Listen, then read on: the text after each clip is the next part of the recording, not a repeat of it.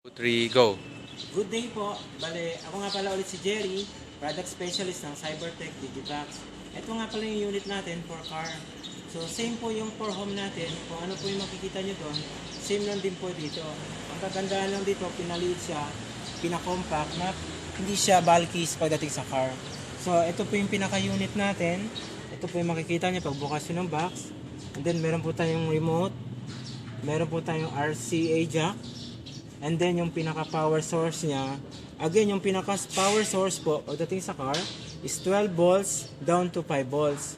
So all you have to do, isasaksak nyo lang po dito. Okay? So pag nag-green na siya, so meron na tayong power source. By the way, yung panglima pala natin, which is yung pinaka-antena natin. Kung mapapansin nyo, sadyang nilabas po natin yung antena para kasi makuha natin yung pinaka maximum signal niya. Kasi po, pag nasa loob yan, tinted kasi yung car natin. So yung mga bagong tin kasi ngayon, meron na siyang metal particle kung saan may tendency na bablock niya yung signal. So mas maganda para makuha natin again yung pinaka maximum signal, lalabas natin. By the way, yung antenna naman natin is magnetic. So any part sa bubong ng kotse niyo kung saan niyo gusto ilagay, pwede naman po. This time, ilagay po namin bandang dito sa likod, kung saan yung cable, pinadaan namin dito sa bubong, para malinis signal. So, all the way dun sa front. So, punta po tayo sa front. Okay. So, ito na yung pinaka-front. So, dito natin siya i-install.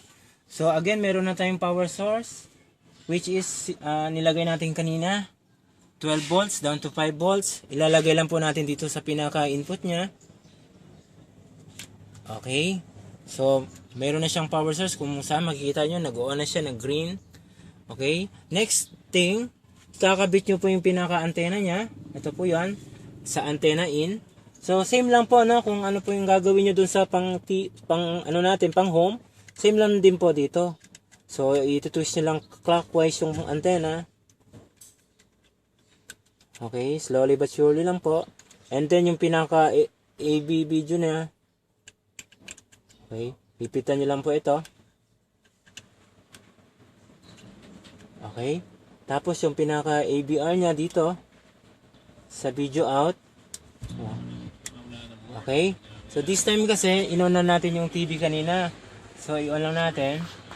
Ayan, para makapanood na tayo. And then ito naman, naglagay lang tayo ng parang a sort of double adhesive kung saan lalagay lang natin ng ganyan. So, again, sadyang ginawa po natin yung unit na to make it compact, hindi siya bulky pagdating sa car. No? So, kukuha lang po tayo ng, kung manonood po tayo again ng mga movie, mga ano, kung meron tayong i-record ng mga palabas, optional po, kung meron tayong mga SD card lang, and then meron tayong, no? Aside from sa mga accessories natin na pinakita ko kanina, nakasama sa box, meron tayong additional accessories na audio video for car. Na kung saan mabibili nyo ito sa market, more or less ranging from 1,400 plus. Well, pag sa amin nyo pinurchase, makakalis kayo ng mahigit 70% off. So all you have to do, by the way, sa ganitong klaseng car, no, Mitsubishi Pajero, yung pinaka audio video in nya, nasa loob ng glove compartment. Buksan nyo lang, so makikita nyo yung pinaka audio video in. So all you have to do is plug in nyo lang ito, dito. Okay? So, yung cable natin kanina, yung RCA jack, so i-connect nyo lang, color by color lang. Okay? So, hindi naman kayo mawawala dito. Okay?